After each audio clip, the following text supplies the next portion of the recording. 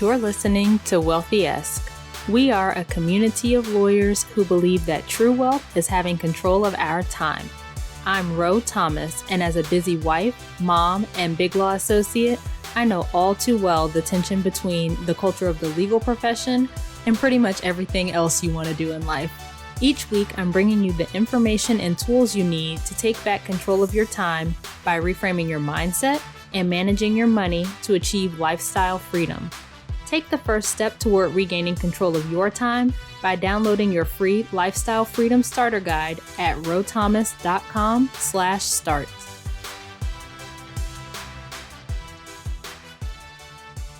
Hey friend, welcome back to Wealthy-esque. I'm so excited that you're here as always, and I know that you're busy and have so much going on, so I'm honored that you're choosing to spend part of your day with me. Before we get into today's topic, I want to read a review that came in recently. This one comes from Free Life Mama, and it says, "So much wisdom, 5 stars. Love Ro's tips on how to achieve financial freedom. And even if you're not a lawyer, a lot of us know what it's like to be busy and stretched way too thin. This show helps us in navigating all the things more effectively. Love this." Well, Free Life Mama, I am so happy that you're getting a lot from the show. It's my goal to help you achieve financial independence and to reframe your mindset to take back control of your time. So I'm glad that I'm helping you. If you haven't already done so, please get like Free Life Mama and take a minute to leave a review for the podcast. As I mentioned, reviews are important because they show the podcast platforms and potential listeners that this show is worth listening to. Plus, I read all the reviews and love to see what you're getting out of the show. So please take a minute and just leave a review. I would really appreciate it. So getting into today's topic, we are going to talk about living life by default. And what do I mean by that? Many people go through life on autopilot. They live their lives based on what they're supposed to do or what's considered acceptable in society. They live a life dictated by others without regard to what they really want. And some people live their whole lives this way. I don't want that for you. So we're going to explore this topic a bit. And specifically, we're going to talk about why people tend to live their lives by default and how to turn things around if that's you. So let's jump in. First, I think it helps to get a definition of default. Merriam-Webster defines default as a selection made usually automatically or without active consideration due to lack of a viable alternative. So, you know, when you get a new phone and it has the default settings, it's the settings that are already on the phone unless you go in and change them. And I think when we're talking about living by default, we're living the way that we're expected to live, and that won't change unless we actively try to change it. And then going back to the Merriam-Webster definition, it's not so much that there's a lack of a viable alternative, it's just that we haven't taken the time to identify what that viable alternative is yet. So we're going through life and doing the things that society tells us to do because that's just the way it's always been done, right? And we don't question the things. We don't look at whether the things we're doing are the things that we actually want to do. And we go through just doing all the things that everyone else expects us to do. And so some people look up 30, 40 years down the line and have all this regret for the things that they didn't do or the things they wish they had done because they never really considered what they actually wanted. So the main reason I think we typically live life by default is fear. What if I fail? Who am I to do this thing? Who am I to go against the grain? What will people think, right? I think we live the lives that we are willing to tolerate, the lives that we believe we deserve. And typically, we think more about other people's expectations than what we want for ourselves.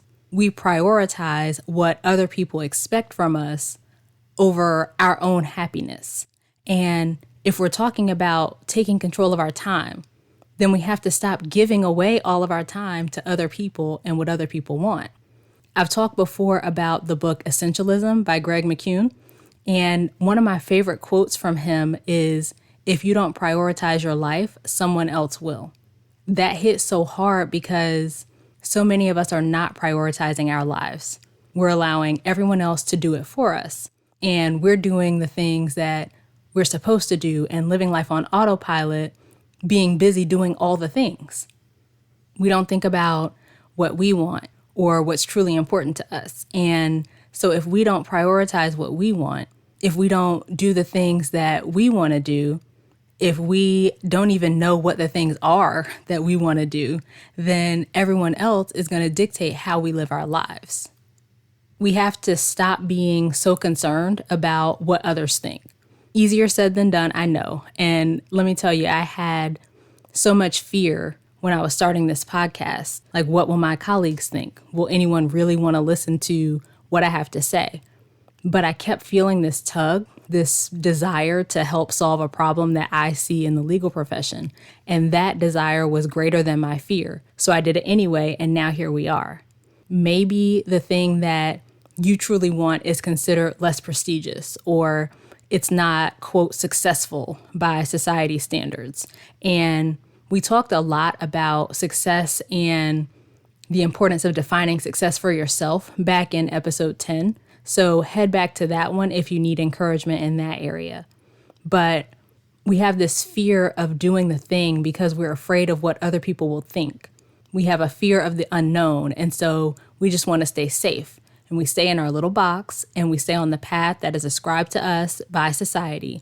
And again, like I said before, you wake up 30 or 40 years from now and have regret for the things that you didn't do.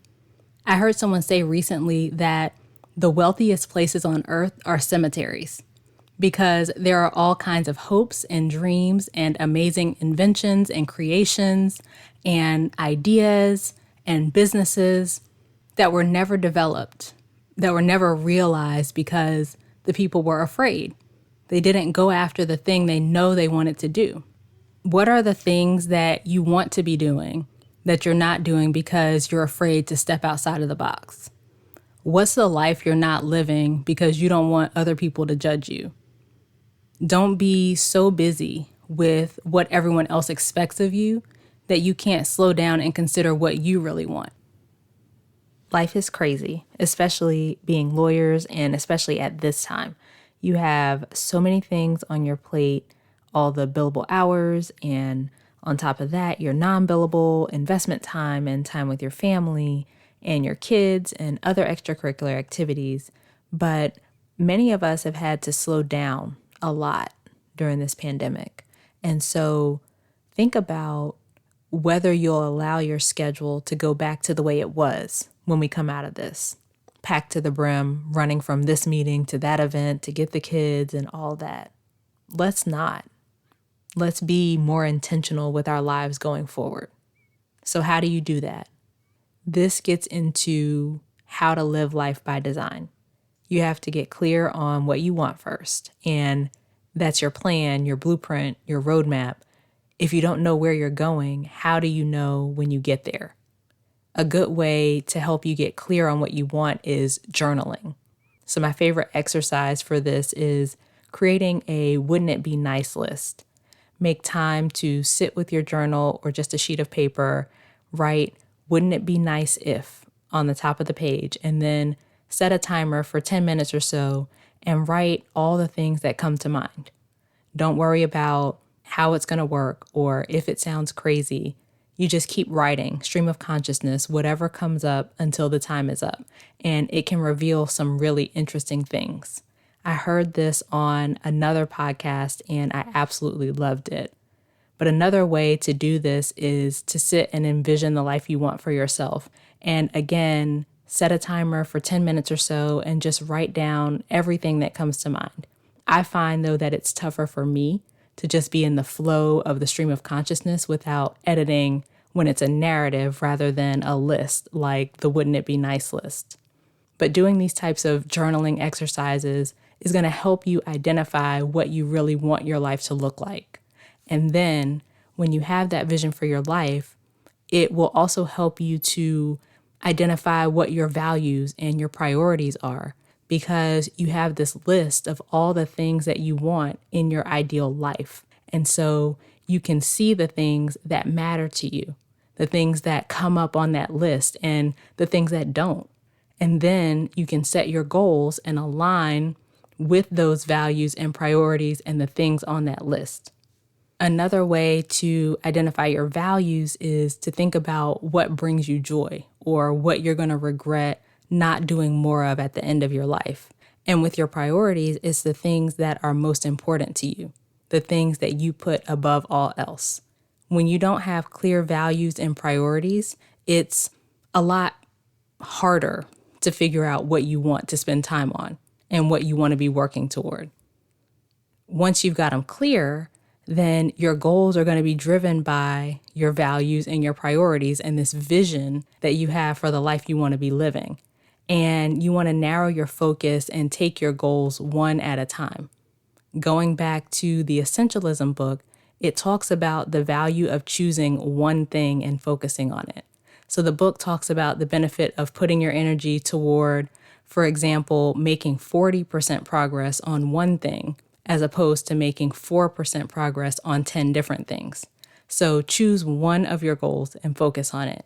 And when you're making your goals, you want to make good, detailed, time-bound goals. General goals with no real detail or deadline, like really that's just a wish.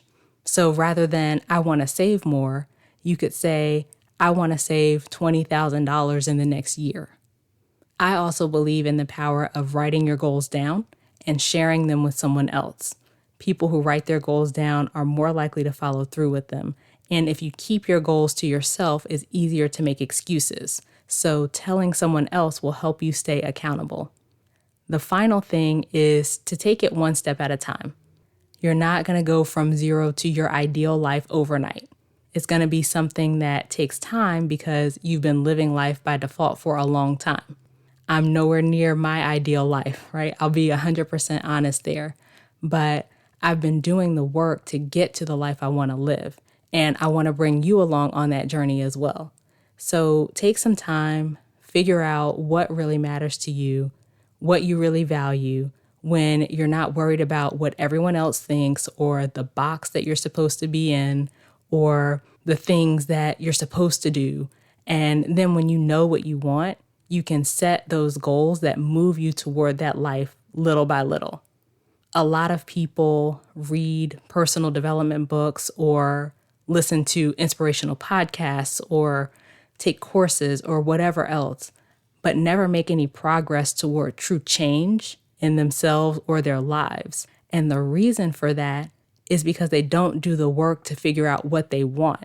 So they don't have a goal to work toward that they can apply all the tools they've learned to. You'll never see change in your life if you have a bunch of tools with no vision or plan for how to use them. So you've got to get clear on what you actually want out of your life. And if you need help figuring that out, come get a strategy session with me and we can flesh it out. No need to suffer in silence. I am here to help. So head to rothomas.com/coaching. Okay, let's recap. Number 1, many people go through life living the way that's expected of them with no direction or vision for what they truly want. Number 2, we live the lives we're willing to tolerate. Number 3, if you don't prioritize your time, someone else will. Number 4, fear keeps many of us living lives dictated by others. Number 5, to live life by design, you've got to get clear on what you want. Journaling exercises can help you to do that. And number 6, once you've identified what you want, you can set goals to help you get to that life.